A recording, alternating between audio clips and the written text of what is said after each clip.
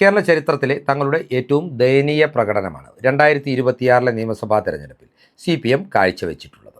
പാർട്ടിയുടെ ഈ കനത്ത പരാജയത്തിന് കാരണമായിട്ടുള്ള കാര്യങ്ങൾ കൃത്യമായി കണ്ടെത്തുവാനും അക്കമിട്ട് നിരത്തി വെബ്സൈറ്റിൽ പ്രസിദ്ധീകരിക്കുവാനും CPMന് സാധിച്ചിട്ടുണ്ട്.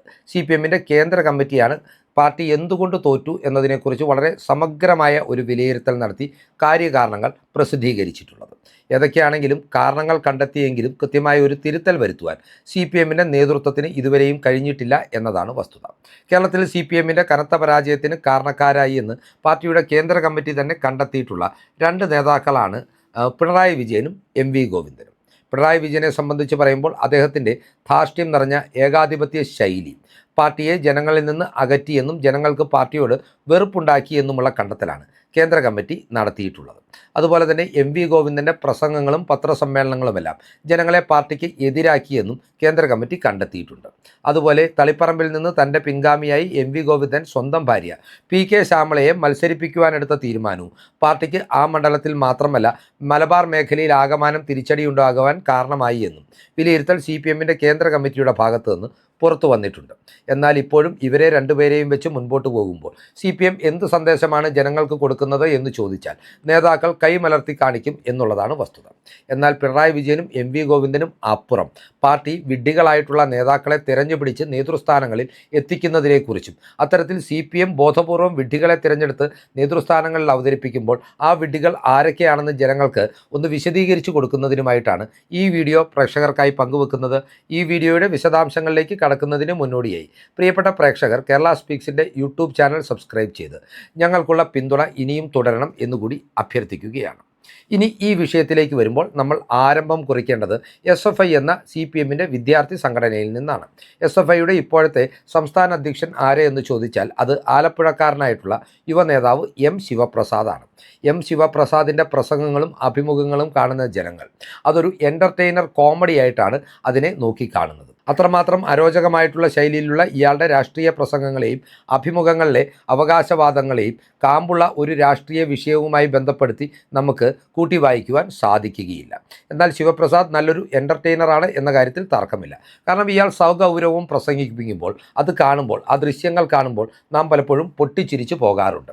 ഇയാളുടെയും പാർട്ടിയുടെയും ദുരവസ്ഥയോർത്ത് ജനങ്ങൾ ആഹ്ലാദിച്ചു ചിരിക്കും എന്നുള്ളതാണ് വസ്തുത.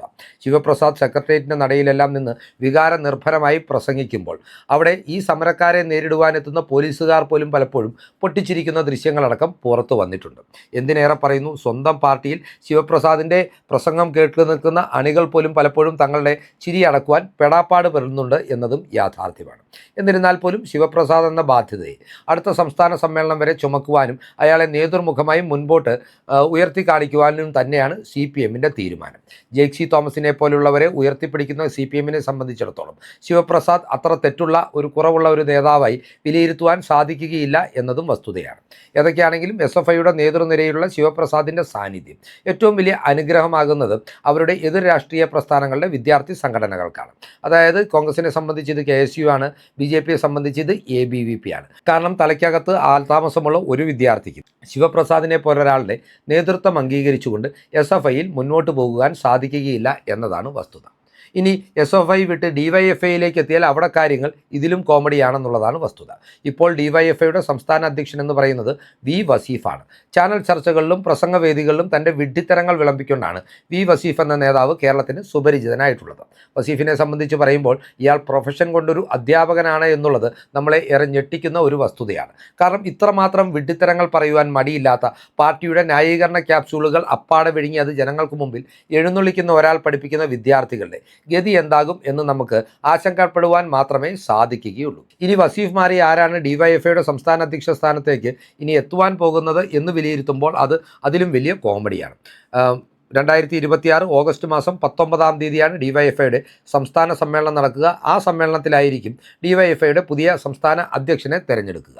എന്നിരുന്നാൽ പോലും സംസ്ഥാന അധ്യക്ഷ സ്ഥാനത്തേക്ക് പാർട്ടി നിർദ്ദേശിച്ചിരിക്കുന്നത് ഏറ്റവും വലിയ കോമഡി, പാർട്ടിയുടെ സംസ്ഥാന സെക്രട്ടറി ആയിട്ടുള്ള കൊമേഡിയൻ MV ഗോവിന്ദൻ നിർദ്ദേശിച്ചിരിക്കുന്നത് അറിയപ്പെടുന്ന ഒരു കോമഡി കഥാപാത്രമായിട്ടുള്ള കേരളത്തിന് മുമ്പിൽ പരിഹാസ്യ ഇമേജുള്ള ചിന്താ ജെറോം എന്ന യുവ വനിതാ നേതാവിനെയാണ്. ചിന്താ ജെറോമിൻ്റെ ക്വാളിഫിക്കേഷൻ എന്താണ് എന്ന് ചോദിച്ചാൽ അവർ PhD കാരിയാണെന്നൊക്കെ CPM അവകാശപ്പെടും. എന്നാൽ PhD പ്രബന്ധത്തിലടക്കം വൈലോപ്പള്ളിയുടെ വാഴക്കുല എന്ന വിഡ്ഢിത്തരം എഴുതി വെച്ചിട്ടുള്ള ചിന്താ ജെറോമിന് പാർട്ടി ഭരണത്തിലിരുന്നതുകൊണ്ടും അത്തരം വിദ്യാഭ്യാസ സ്ഥാപനങ്ങളിൽ, അതായത് യൂണിവേഴ്സിറ്റികളിൽ, PhD അവാർഡ് ചെയ്യുന്ന യൂണിവേഴ്സിറ്റികളിൽ CPM കൃത്യമായ രാഷ്ട്രീയ സ്വാധീനം ഉണ്ടായിരുന്നതുകൊണ്ടും ഈ സ്വാധീനം ഉപയോഗിച്ച് ക്രമക്കേട് നടത്തി ഈ PhD അനുവദിച്ചതുകൊണ്ടുമാണ് ഡോക്ടർ ചിന്താ ജെറോമായി അവർ ഇപ്പോൾ വിലസി നടക്കുന്നത് എന്ന് നമ്മൾ ഓർക്കേണ്ടതുണ്ട്. ചിന്താ ജെറോമിൻ്റെ ജിമ്മിക്കി കമ്മൽ പ്രസംഗമൊക്കെ നമുക്ക് ഓർമ്മയുള്ള കാര്യങ്ങളാണ്. ചിന്താ ജെറോമിൻ്റെ മറ്റൊരു പ്രധാനപ്പെട്ട പോരായ്മ എന്ന് പറയുന്നത് അവരുടെ സംസ്കാരമില്ലായ്മയാണ്. മാതൃത്വത്തെയും പിതൃത്വത്തെയും അവഹേളിക്കുന്ന മുദ്രാവാക്യങ്ങൾ വിളിച്ചുകൊണ്ട് DYFIക്കാരെ തെരുവിലൂടെ നയിക്കുന്ന ചിന്താ ജെറോമിൻ്റെ ദൃശ്യങ്ങൾ കേരളം ഞെട്ടലോടുകൂടിയാണ് കണ്ടിരുന്നത്. കാരണം ചിന്താ ജെറോം ഒരു നിലവാരമില്ലാത്ത വ്യക്തിയായിരുന്നു എന്നതിനപ്പുറം ചിന്താ ജെറോം ഒരു വിഡ്ഢിയായിരുന്നു എന്നാണ് കേരളം അതുവരെയും വിലയിരുത്തിയിരുന്നത്. എന്നാൽ വിഡ്ഢി മാത്രമല്ല, തറ സംസ്കാരമുള്ള ഒരു സ്ത്രീയാണ് ചിന്താ ജെറോമെന്ന് ഈ മുദ്രാവാക്യം വിളിയുടെ വീഡിയോ കണ്ടതോടുകൂടി കേരളത്തിലെ ജനങ്ങൾക്ക് ബോധ്യമായി എന്നതാണ് വസ്തുത. ഇനി DYFIയുടെ അഖിലേന്ത്യാ അധ്യക്ഷൻ ആരാണ് എന്ന് ചോദിച്ചാൽ അതാണ് അതിലും വലിയ കോമഡി. A റഹീം എന്ന രാജ്യസഭാ MP ആണ് DYFIയുടെ അഖിലേന്ത്യാ അധ്യക്ഷൻ. ഇദ്ദേഹം ആരുടെ കണ്ടെത്തലാണ് എന്ന് ചോദിച്ചാൽ അത് ഇപ്പോഴത്തെ പ്രതിപക്ഷ നേതാവായിട്ടുള്ള മുൻ മുഖ്യമന്ത്രി പിണറായി വിജയൻ്റെ മരുമകൻ PA മുഹമ്മദ് റിയാസിൻ്റെ കണ്ടെത്തലാണ്. മുഹമ്മദ് റിയാസ് CPM മന്ത്രിസഭയുടെ ഭാഗമായപ്പോഴാണ് അദ്ദേഹം തൻ്റെ പകരക്കാരനായി DYFIയുടെ അധ്യക്ഷ സ്ഥാനത്തേക്ക് A റഹീമിനെ കൊണ്ടുവന്നത്.